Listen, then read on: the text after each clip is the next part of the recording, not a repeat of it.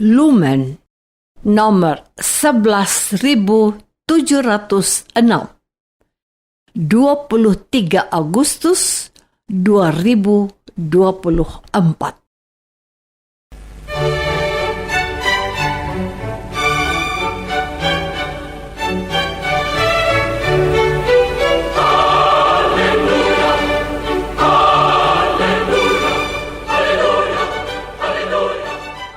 Saudara pendengar di segenap penjuru tanah air, selamat bergabung dengan Lumen Indonesia. Lumen Indonesia, siap melayani Anda setiap hari. Saudara terkasih, marilah kita bersatu dalam Tuhan kita Yesus Kristus yang tidak berubah dahulu, sekarang, dan selama-lamanya. Allah Sang Maha Rahim mengasihi dan menerima sebagaimana adanya kita.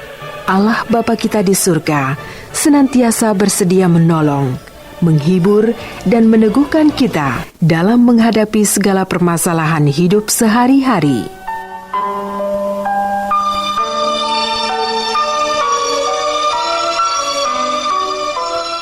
Saudara-saudari, marilah kita mendengarkan renungan dengan judul Hukum yang Utama.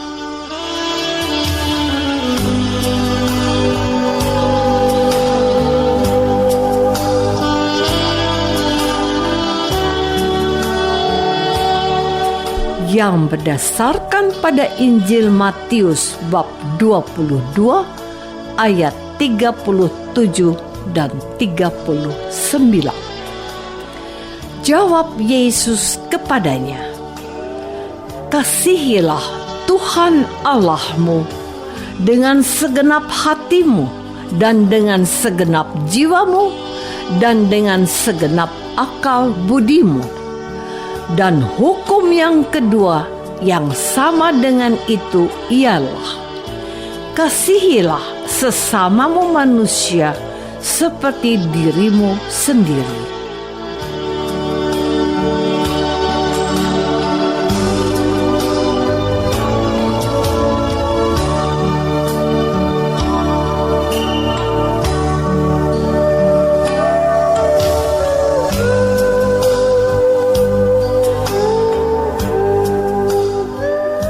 Dalam nama Bapa dan Putra dan Roh Kudus. Amin.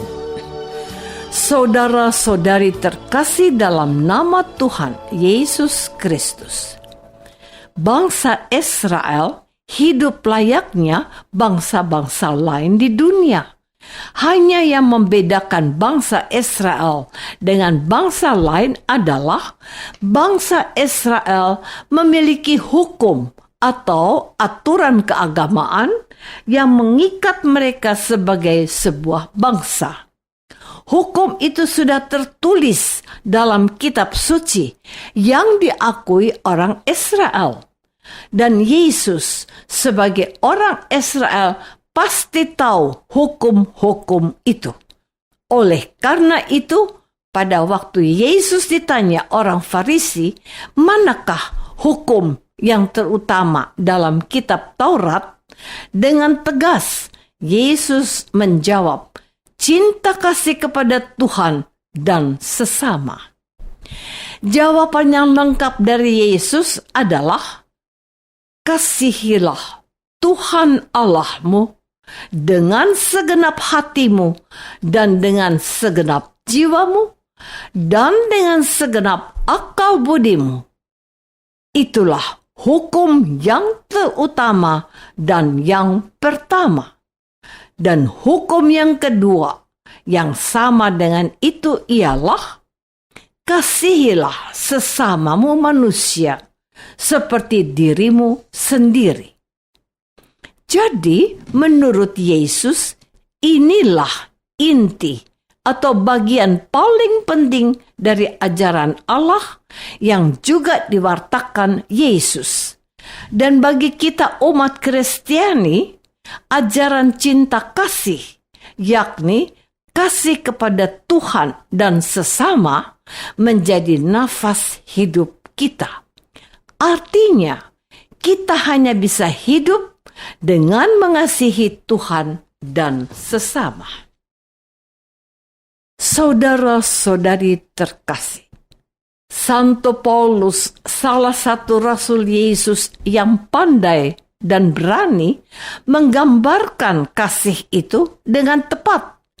Dia mengatakan bahwa sekalipun aku dapat berkata-kata dengan semua bahasa manusia dan bahasa malaikat, tetapi jikalau aku tidak mempunyai kasih, aku sama dengan gong yang berkumandang dan canang yang gemerincing.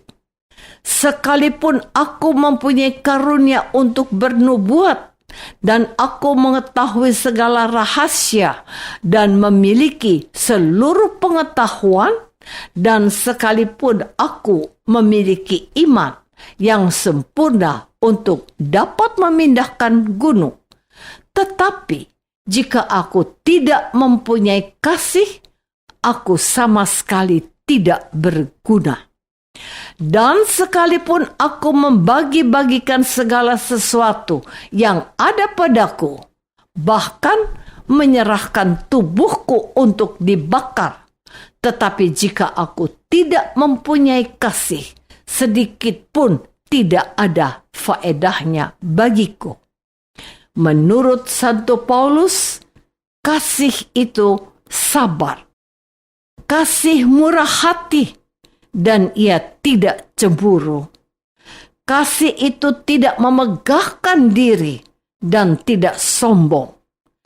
Kasih memaafkan dan tidak pemarah. Saudara-saudari terkasih, kita sering mendengar ungkapan bahwa cinta itu mudah untuk diucapkan, tetapi sulit untuk dilakukan. Ungkapan ini memang benar adanya, tetapi sulit bukan berarti tidak dapat kita lakukan. Sebab semua yang Yesus ajarkan adalah hal-hal yang sesungguhnya dapat kita lakukan, meskipun kadang memerlukan perjuangan dan pengorbanan yang luar biasa. Memang harus kita akui bahwa terkadang kita memiliki cara berpikir yang keliru tentang cinta atau kasih. Kalau kita mendengar kata cinta, maka yang muncul dalam pikiran kita adalah rasa bahagia, perhatian, bunga, puisi, atau kata-kata yang indah. Ini memang menjadi ungkapan cinta pada taraf yang pertama. Namun, cinta harus bertumbuh dan berkembang ke arah yang lebih tinggi. Misalnya, kita mencintai pasangan, orang tua, atau anak kita pada saat permintaan kita dikabulkan. Tetapi, kita juga tetap berusaha mencintai pasangan, orang tua, atau anak kita pada saat permintaan kita tidak dikabulkan.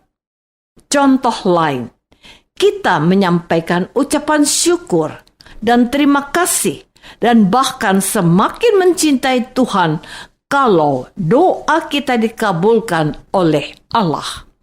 Tetapi kita juga berusaha untuk belajar bersyukur dan tetap mencintai Tuhan walaupun doa-doa kita tidak dikabulkan. Saudara-saudari terkasih, Allah mempunyai kuasa untuk menolong kita sehingga kita dapat mengasihi Tuhan dan sesama kita. Binatang yang paling buas dan kejam saja dapat dilatih untuk menjadi binatang jinak, baik, dan penyayang. Apalagi kita, manusia.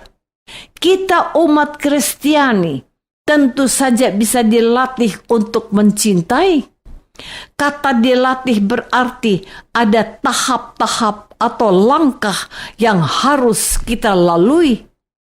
Orang-orang besar sekalipun seperti Ibu Teresa dari Kalkuta dan almarhum Paus Yohanes Paulus II melatih diri mereka untuk mencintai Tuhan dan sesama. Pada saat almarhum Paus Yohanes Paulus II ditembak, beliau belajar menahan rasa sakit dan menahan rasa marah serta membuang dendam akibat tertembus peluru. Dan orang tua belajar sabar dari seorang anak kecil yang cerewet dan sulit diatur. Sebab sikap sabar menjadi buah dari cinta. Kita manusia tidak bisa langsung jadi sabar kalau kita tidak dilatih melalui pengalaman yang sederhana. Seperti seorang petani yang sabar menunggu hasil panen. Dan doa menjadi kunci utama agar kita mampu mengasihi Tuhan dan sesama.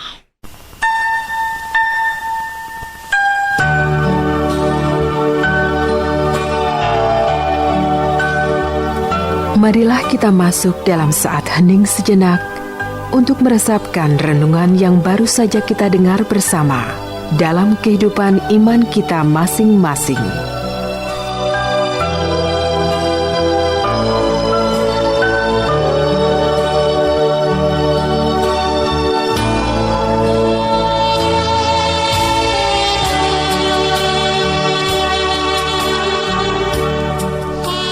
Apakah selama ini kita sudah berusaha untuk mengasihi Tuhan Allah dan sesama sebagaimana kita mengasihi diri kita sendiri?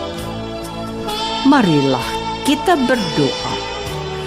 Tuhan Yesus Kristus, Engkau mengajarkan kami untuk mengasihi Allah dengan segenap hati, dengan segenap jiwa dan dengan segenap akal budi kami. Engkau juga mengajarkan kami mengasihi sesama kami seperti diri sendiri.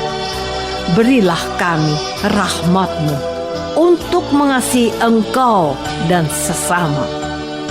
Doa ini kami persembahkan dalam nama-Mu, Tuhan dan pengantara kami. Amin.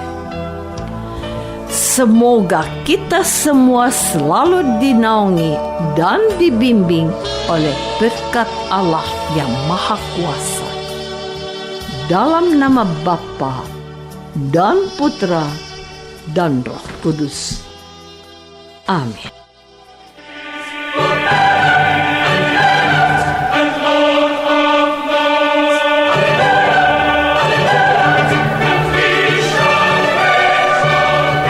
Dengan penuh kasih dan sukacita, Lumen Indonesia mengundang saudara-saudara seiman di segenap penjuru tanah air.